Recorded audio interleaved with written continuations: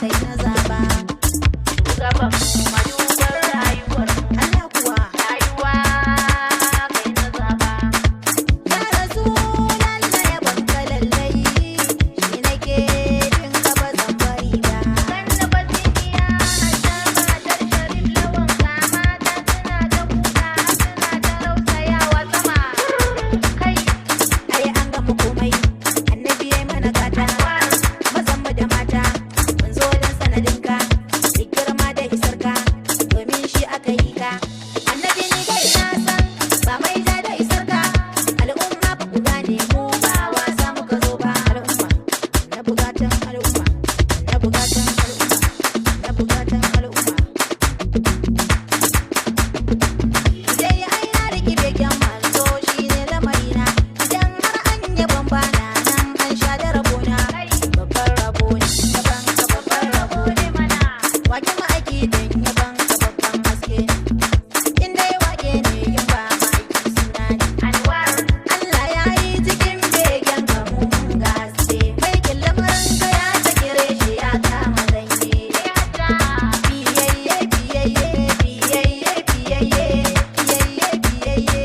yaban ka ya cika duniya kowa biyayye biyayye biyayye da yaban sa biyayye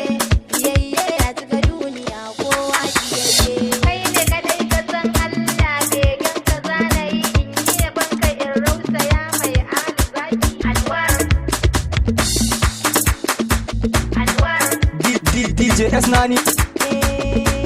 daga aka yi mu ai daga aka gan mu ai daga aka ba mu ai daga muka samu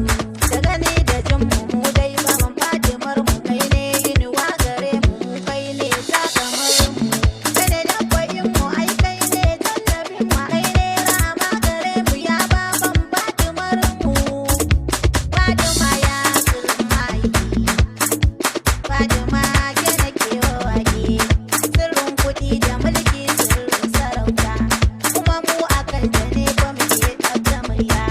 kuma ni yaban batula ba mai hana ni shurafa ne ƴaƴan na babba Hayya shurrafa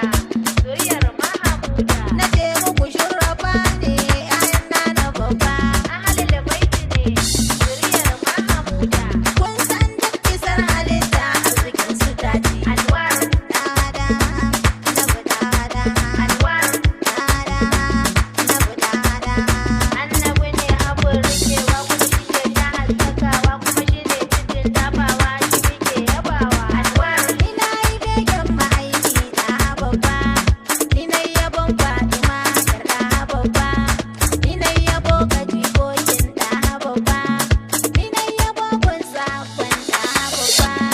ni na yabon waliyai na da babba, to kun ga Allah yana san da babba,